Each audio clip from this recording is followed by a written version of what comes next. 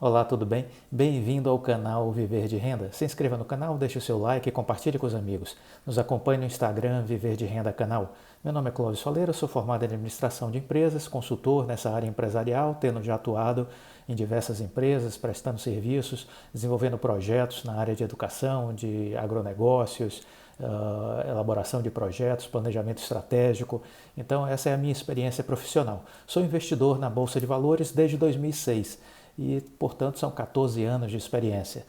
Criei o canal com o objetivo de compartilhar as minhas experiências, os meus aprendizados, os meus erros e acertos. Espero que, deste modo, isso possa ser útil para você de algum modo e que ajude as suas reflexões e a você fazer melhores escolhas na Bolsa de Valores e performar melhor os seus investimentos.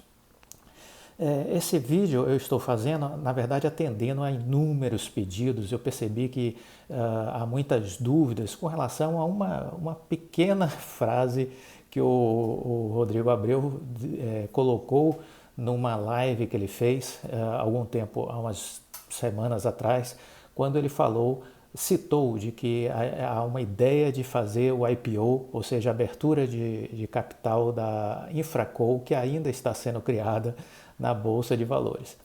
Então, esse vídeo é para tentar, de alguma forma, esclarecer alguns pontos.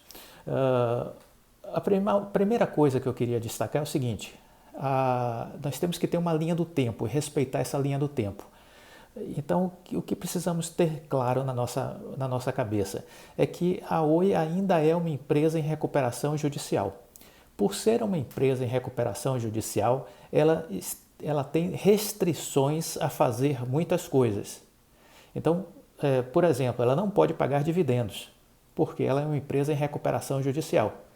Ela primeiro precisa pagar os credores da recuperação judicial. Ela precisa resolver a vida dela com relação às pessoas com quem ela já deve, com quem ela possui débitos. Então isso é importante entender. É uma empresa em recuperação judicial. Ela está restrita a uma série de limitações impostas pela legislação, impostas pela lei, pela justiça. Então, ao entendermos isso, o que é importante perceber na linha do tempo? A Oi ela está próxima de sair da recuperação judicial. Ela aprovou seu plano de aditamento em setembro, foi homologado pela Justiça em outubro. No seu plano de aditamento, ela previa a saída da recuperação judicial em maio de 2022. Era a previsão da Oi. Acontece que o Ministério Público do Rio de Janeiro deu entrada na Justiça pedindo que essa saída da recuperação judicial fosse antecipada e sugeriu que a Justiça arbitrasse o prazo de até 12 meses após a homologação do plano de aditamento. Até 12 meses após a homologação do plano de aditamento. A homologação aconteceu em 6 de outubro. Na verdade, foi anunciado 6 de outubro, a decisão foi à noite, no dia 5 de outubro. Então, veja que nós temos aí 12 meses, estamos falando de 6 de outubro de 2021, a saída da homologação. Só que no pedido do Ministério Público e no que a Justiça concordou, havia uma seguinte frase: o prazo é de até 12 meses após a homologação do aditamento pela Justiça, podendo ser acrescido um delta X de tempo conforme a necessidade para a conclusão objetiva, efetiva da venda da Oi Celular. Porque na previsão do Rodrigo Abreu, CEO da Oi, essa venda deverá demorar em torno de até 11 meses após o leilão da empresa, da Oi Celular, que está no cronograma para ser agora em dezembro. A Justiça ainda não fixou data. Porque, veja, esses ativos que estão sendo vendidos pela Oi, as torres da Data Center, a Justiça já arbitrou que vai ser agora 26 de novembro o leilão, e ainda falta definir a data do leilão da Oi Celular. Porque todas essas vendas precisam ser mediante autorização da Justiça e por concorrência pública. Então, veja que são coisas que têm que ser observadas por conta da empresa estar em recuperação judicial. Entendeu? Então, veja, vamos considerar o prazo máximo de 11 meses. A venda vai ser feita agora em dezembro, tudo indica que os vencedores do leilão serão TIM, Vivo e Claro. E aí eles vão ter 11 meses pela frente. Se a gente está em dezembro, vamos imaginar que seja final de dezembro, 11 meses a gente vai estar falando do final do ano de 2021, por volta aí de novembro, né? É o prazo limite previsto pelo Rodrigo Abreu para que a venda seja efetivada e concluída. O Ministério Público já notificou ao CAD, pediu à Justiça que notificasse o CAD para que ele acelerasse o processo de análise dessa venda e que, ao mesmo tempo, tomasse as medidas cabíveis na sua área de competência, propondo ajustes, caso necessário, na divisão, no fatiamento da Oi Celular entre esses 3 concorrentes. Então é isso que vai acontecer. Provavelmente a gente deve ter, talvez, uma definição por parte do CAD até julho, agosto do ano que vem. Muito bem, então veja que esse processo é necessário ser extinto, né? Porque quando for feito esse processo de venda da Oi Celular, aí sim a saída da recuperação judicial será efetivada. Antes disso, não.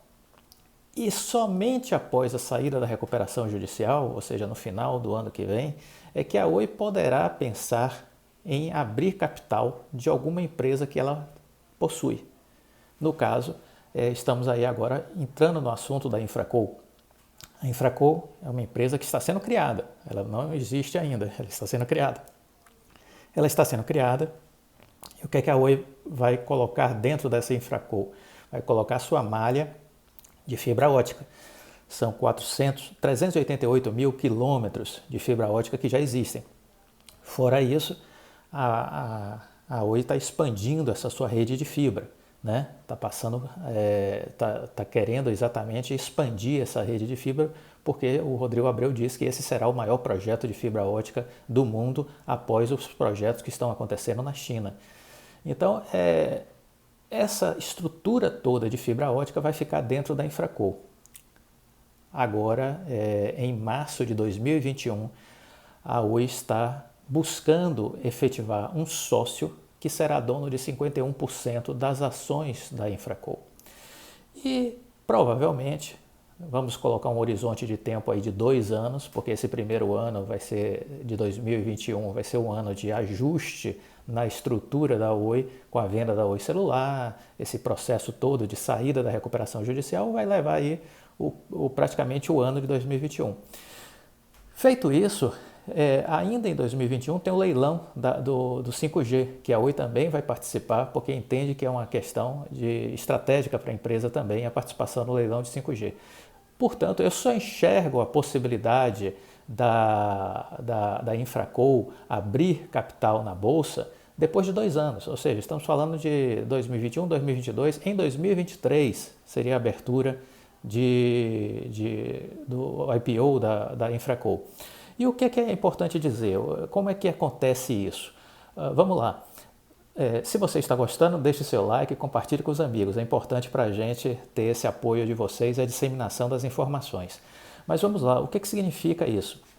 Vamos pegar um case, que eu quero dar esse case para vocês entenderem como funciona isso por parte de empresas que são criadas e que possuem a sociedade de mais de um dono, né?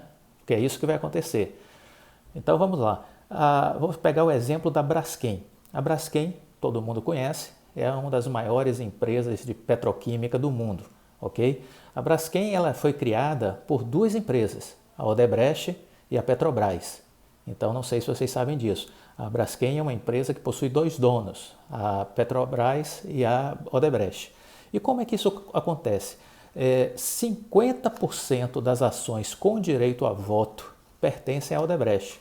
47% das ações com direito a voto à Petrobras, as ações ordinárias.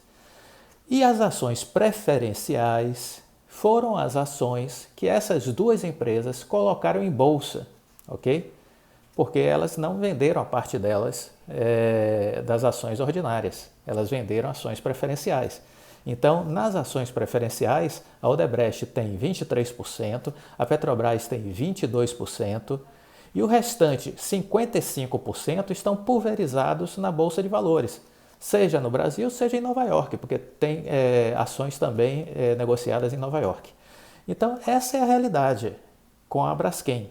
E é isso que muito provavelmente acontecerá quando a gente for olhar a Infracoal. A Infracoal terá dois donos, assim como a Braskem tem dois. Petrobras e Odebrecht, donos da Braskem, com 50% e 47%. No caso da Infracoal, as ações ordinárias, 51% estarão na mão de um sócio. Vamos aqui, só a título de ilustração, imaginar que seja o BTG Pactual, com seus fundos de infraestrutura, que é o meu palpite. Então, 51% dessas ações pertencerão ao BTG Pactual, das ações ordinárias, e 49% pertencerão à Oi. Entendeu? E as ações preferenciais serão abertas para venda no mercado de ações, quando for feito o IPO.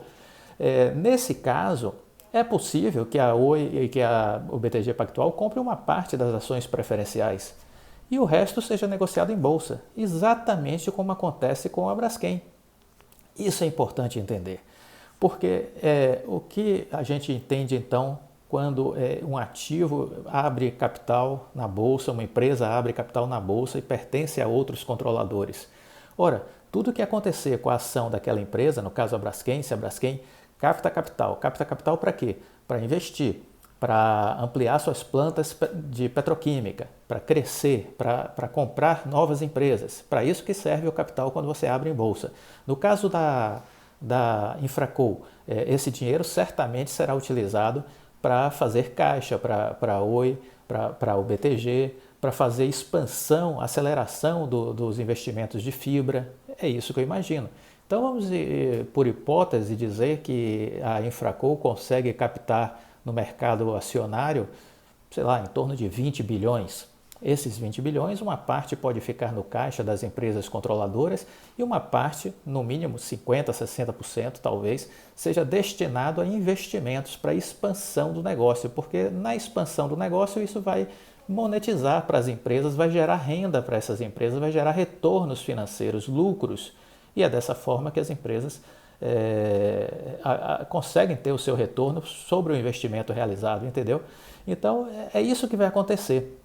Na verdade, na hora que a Infracoal surge, ela surge como um ativo dentro da estrutura da Oi, dentro da estrutura do BTG, se for ele o comprador, né, dos 51%, e isso passa a gerar retornos financeiros para as duas empresas. O que acontecer de positivo, de valorização na ação, no acréscimo de patrimônio dessa empresa, repercute no balanço dos seus sócios controladores. Entendeu? Então isso é um ganho. Isso não é uma perda, porque eu percebi que muita gente está achando, se vai vender a fibra, o que será da Oi? A Oi não vai valer nada? Não, não existe isso. Não é assim que a coisa funciona. Ela não está vendendo a fibra, entendeu? Ela não está vendendo a infraestrutura de fibra. O que ela está fazendo é abrindo o capital de uma empresa que ela está criando com outra coligada, com outra empresa que ela está se associando, e provavelmente ela terá o controle das ações ordinárias, 51, 49 será desses dois sócios, e as ações preferenciais serão as ações comercializadas em bolsa. É assim que a coisa vai funcionar. Então, tudo que acontecer com a Infracoal, de ganho, de aumento de capital, de captação de recursos, de aumento de infraestrutura, isso tudo vai ser monetizado para os sócios controladores, BTG, no caso, se for o vencedor, e a Oi, será monetizado em ganhos, em retornos financeiros. Então, eu não sei se isso está claro agora para vocês, mas essa é a minha compreensão, esse é o meu entendimento de que é muito claro isso para mim. Quer dizer, a abertura da empresa dentro do guarda-chuva da Oi, dentro da sua estrutura organizacional, é mais uma fonte de receita para a empresa, é mais uma fonte de retornos financeiros e de lucros. Espero que isso tenha ficado claro. Não há a empresa não está se desfazendo de patrimônio ao abrir o capital da Infracoal. Muito pelo contrário, ela está criando um novo patrimônio dentro da empresa. Além da infraestrutura, ela está criando agora um outro valor, que é esse valor da captação do recurso que vai ser feito em bolsa e que esse recurso que vai ser captado em bolsa vai permitir a ampliação dos seus negócios, a ampliação da sua infraestrutura, um crescimento mais acelerado da Infraco. Então, é uma medida positiva que vai reverter ganhos para as duas empresas que forem sócias, como também para os acionistas. Então, algumas pessoas me perguntaram, o acionista da Oi, então, tem que se desfazer. Não, porque esse não será o principal, não será o único ativo da Oi, né? Ela terá outras ações também, outras fontes de renda. Então, essa é mais uma fonte de renda. Então, continua fazendo sentido você ter a ação da Oi e não há nenhum problema em você abrir o capital da Infraco. É uma coisa positiva. Agora, isso não vai acontecer antes de 2 anos, pela minha previsão, porque eu acho que esse próximo ano é o ano que ainda está saindo da recuperação judicial, e aí logo depois disso ainda tem os ajustes para a abertura do capital e a própria questão do leilão do 5G que antecede isso, ao meu ver. Então, assim, tem uma linha do tempo a ser observada. E nessa linha do tempo a ação já vai estar valorizando, porque tem várias casas de investimento colocando o valor da ação da Oi em outubro do ano que vem, tem colocado a ação da Oi já entre 3,10, 3,66, existem outros analistas colocando entre 4,30 e 5 reais. Então vamos aguardar, não há motivo de pânico e as notícias são apenas positivas. Eu acho que houve muita confusão em relação a esse assunto no entendimento do que significa a abertura de capital da Infraco. Espero que isso esteja esclarecido. Um bom resto de fim de semana e fiquem com Deus. Um abraço.